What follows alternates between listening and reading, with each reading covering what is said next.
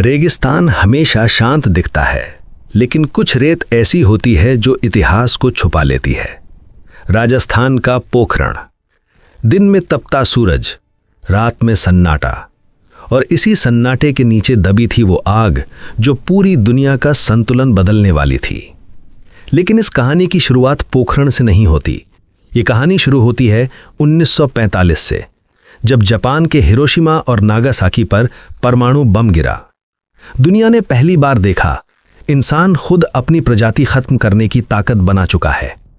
1947 भारत आजाद हुआ, लेकिन भारत ने वो भयावह दृश्य देख लिया था। दुनिया बदल चुकी थी। अब युद्ध तलवार से नहीं, बटन से जीते जाने वाले थे। इसी समय एक युवा वैज्ञानिक भविष्य देख रहा था, होमी जहांगीर भाभा। भाभा का सपना सिर्फ बम बनाना नहीं था। वो चाहते थे कि भारत ऊर्जा में आत्मनिर्भर बने, लेकिन वे ये भी जानते थे जिस देश के पास परमाणु तकनीक है वही सुरक्षित है। उन्होंने प्रधानमंत्री जवाहरलाल नेहरू से कहा, हमें विज्ञान में पीछे नहीं रहना चाहिए। नेहरू शांति के पक्षधर थे, लेकिन उन्होंने परमाणु कार्यक्रम को हरी झंडी दी, क्योंकि वे समझते थे ज्ञान ही शक्ति है। 1948 परमाणु ऊर्जा आयोग, 1950s रिसर्च, रिएक्टर, वैज्ञानिक ट्रेनिंग। भारत चुपचाप सीख रहा था। फिर 1962 आया, चीन ने हमला किया। भारत की हार ने पूरे राष्ट्र का आत्मविश्वास तोड़ दिया। 2 साल बाद 1964 चीन ने परमाणु परीक्षण कर दिया। अब डर वास्तविक था। उस समय प्रधानमंत्री थे लाल बहादुर शास्त्री। उन्होंने कहा, हमें विकल्प खुला रखना होगा। लेकिन 1966 में उनकी रहस्यमयी मृत्यु हो गई। देश फिर असमंजस में था। सत्ता आई इंदिरा गांधी के हाथों में। 1971 भारत पाक युद्ध। भारत जीत गया, लेकिन उसी समय अमेरिका का 7वां बेड़ा बंगाल की खाड़ी में प्रवेश कर गया। ये सिर्फ सैन्य मूव नहीं था, ये संदेश था, हम देख रहे हैं। इंदिरा गांधी समझ गईं, दुनिया नैतिकता से नहीं, शक्ति से चलती है। 1974 पोखरण। सब कुछ गुप्त, यहां तक कि कई कैबिनेट मंत्रियों को भी जानकारी नहीं। वैज्ञानिकों को कोड नाम दिए गए।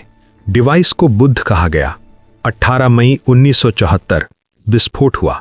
भारत ने दुनिया को चौंका दिया, लेकिन भारत ने इसे शांतिपूर्ण परमाणु विस्फोट कहा। दुनिया ने भरोसा नहीं किया।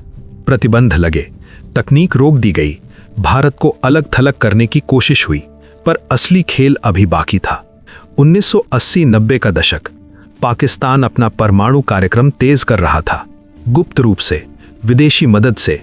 भारत के वैज्ञानिक जानते थे, अगर पाकिस्तान पहले घोषित कर देता तो संतुलन बिगड़ जाता। इस समय एक नया चेहरा उभर रहा था। APJ Abdul Kalam. Missile programme, अग्नि, पृथ्वी। भारत डिलीवरी सिस्टम तैयार कर रहा था। फिर 1998 राजनैतिक अस्थिरता के बीच प्रधानमंत्री बने अटल बिहारी वाजपेयी। उन्होंने गुप्त मीटिंग बुलाई। निर्णय लिया गया, अब या कभी नहीं। ऑपरेशन शक्ति। अमेरिकी सैटेलाइट हर गतिविधि पर नजर रख रहे थे, इसलिए वैज्ञानिकों ने चाल चली। दिन में सब सामान्य, रात में असली काम। उपकरणों को जूट की बोरियों में ढक कर ले जाया गया।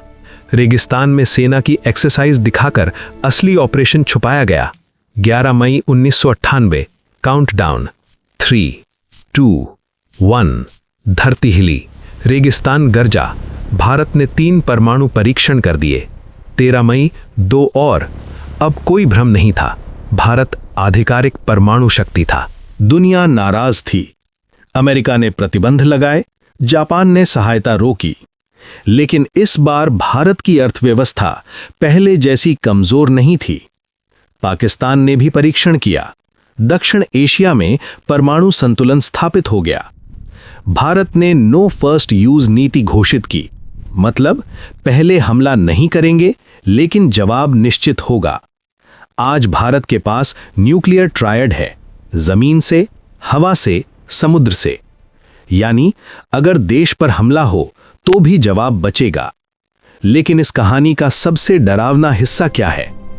परमाणु हथियार शांति बनाए रखते हैं क्योंकि हर कोई डरता है। इसे कहते हैं डिटेरेंस, डर के संतुलन पर टिकी शांति। और यही आधुनिक दुनिया की सबसे बड़ी विडंबना है। भारत एटमी पावर बना डर से नहीं, डर को संतुलित करने के लिए। पोखरण आज भी शांत है, पर उसकी रेत जानती है कि एक दिन यहां से निकली गूंज ने पूरी दुनिया को हिला दिया था। और सवाल आज भी वही है, क्या परमाणु शक्ति सुरक्षा है या सभ्यता की उल्टी गिनती? निर्णय इतिहास करेगा।